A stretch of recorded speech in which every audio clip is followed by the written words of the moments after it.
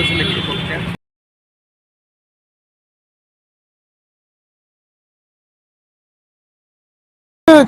বিগত 2-3 মাস ধরেই আমরা এই মুভমেন্টের সাথে আমরা আছি।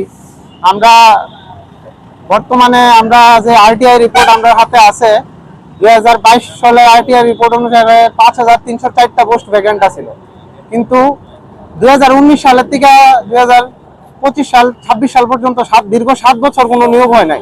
এসটিজিটি 9 ক্লাস 9-10 এর টিচার এখন পর্যন্ত নিয়োগ হয় নাই। ক্লাস শুধু যারা টেট 1 টেট 2 উত্তীর্ণ হচ্ছে তাদের দিয়ে 9-10 এর ক্লাস করানো হচ্ছে।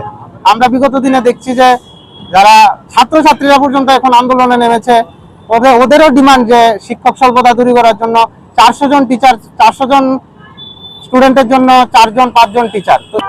এটা নিয়ে বলার যে যদি আমাদের রাজ্য সরকার অবশ্যই দেখতো তাহলে তো আজকে 5360টা 4টা পোস্ট থেকে অবলুপ্ত হয়ে 2176টি পোস্টের জন্য আমরা দাবি করতাম না। আর 2176 পোস্টের ব্যাপারে আমাদের মাননীয় মুখ্যমন্ত্রী আমাদের পবিত্র বিধানসভায় আমাদের জানিয়েছেন এবং নোটিফিকেশন জারি করেছেন 700 টিচারের। কেন আমরা জানতে চাই বাকি অবলুপ্ত পদগুলো, যে পদগুলো অবলুপ্ত হয়ে গেছে সেগুলোকে আমরা উত্তীর্ণ প্রার্থীদের দিয়ে কেন পূরণ করানো হচ্ছে না? 2176 তো অন্তত সম্পূর্ণ পূরণ করা দরকার। তাই এখান থেকে আমরা মাননীয় অধ্যক্ষের কাছে আমরা আজকে ডেপুটেশন দিতে যাচ্ছি। 2022 সালে 5000 পদ আছে বলা হয়েছে, তো আমরা এখন ডেপুটেশন দিতে যাচ্ছি মাননীয় অধ্যক্ষের কাছে, যেহেতু আগামী 27শে আগস্ট একটা আমাদের পবিত্র বিধানসভায় অধিবেশন আছে।